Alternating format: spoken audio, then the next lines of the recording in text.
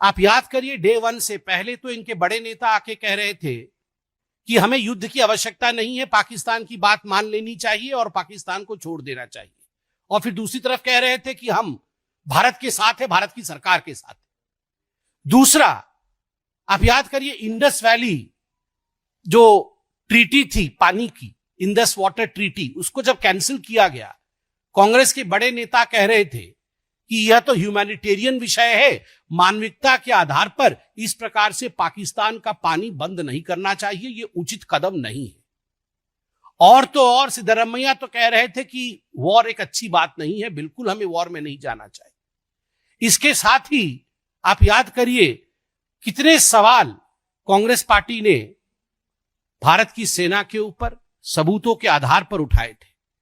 राहुल गांधी पूछते हैं कितने रफाल गिराए, रमेश पूछते हैं कितने रफाल गिराए, रेवंत रेड्डी पूछते हैं बताओ कितने रफाल गिराए।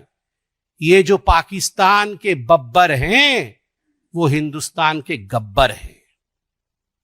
बताओ कितने रफाल गिराए, ये पाकिस्तान के बब्बर, ये हिंदुस्तान के गब्बर हैं। और याद रखो, हिंदुस्तान के गब्बरों, तुम्हारी वही होगी जो जय और वीरू ने गब्बर का किया था।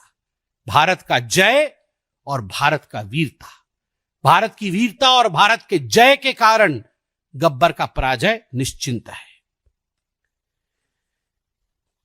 आप सोच जरा देखिए, कभी भी राहुल गांधी ने यह नहीं पूछा कि कितने पाकिस्तान के एयरबेस ध्वस्त हुए, कभी भी यह नहीं पूछा कितने आतंकी अड्डे ध्वस्त हुए, कभी भी यह नहीं पूछा कि कितने आतंकवादी मारे गए। पूछा तो केवल इतना कि कितने हवाई जहाज हिंदुस्तान के गिरे। मगर चलिए, कल तो एक बात अच्छी हुई कि प्रेस कॉन्फ्रेंस में मैं देख रहा था, जयराम रमेश ने कम से कम ये तो माना कि भारत की अर्थव्यवस्था 10 गुनी बढ़ गई है। इतना ही उनके प्रेस कॉन्फ्रेंस में सत्यता थी। और आज मैं पूछना चाहता हूं राहुल जी, आज देश जानता है कि कांग्रेस में भी दो फाड़ है। एक वो कांग्रेस जो पाकिस्तान का समर्थन कर रही है, और कांग्रेस के अंदर भी कुछ ऐसे नेता हैं जो देश के लिए आवाज उठाना तो चाहते हैं किंतु आपके कारण उठा नहीं पा रहे हैं। और ये जो जय हिंद की यात्रा आपने निकाला है, और हर जय हिंद की यात्रा में, कल रेवंत रेड्डी जी पूछ रहे थे कि हिंदुस्तान की कितनी जहाजें गिर गई, परसों रमेश जी पूछ रहे थे, ये जो जय हिंद की यात्रा आपने निकाला है, ये जय पाकिस्तान की यात्रा ज्यादा लग रही है, जय हिंद की यात्रा कम लग रही है। इससे अच्छा होगा आप यात्रा बंद करिए और पाकिस्तान के साथ सलाह मशवरा करके कंबाइंड प्रेस कॉन्फ्रेंस करिए। यही आपकी आज वास्तविकता है। ममता जी ने भी कल बहुत ही, मैं कहूंगा, जो नहीं कहना चाहिए उस प्रकार की बातें कल ममता बनर्जी ने कहा है।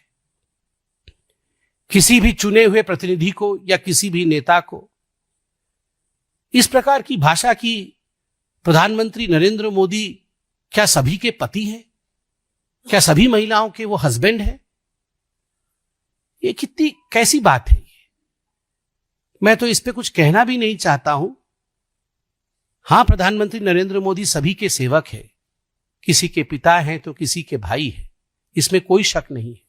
मगर इसमें भी कोई शक नहीं है ममता जी कि जितने भी घुसपैठिए हैं और जितने भी बांग्लादेशी हैं जो भारत में घुसपैठी के रूप में अंदर आए हैं, जितने भी रोहिंग्यान हैं जो आज हिंदुस्तान में शरणार्थी नाम पे घुसपैठिए बन के बैठे हुए हैं, उन सबको अगर शरण देने का काम किसी ने किया है, उन सब की कोई चहेती है तो वो ममता बनर्जी जी आप ही हैं।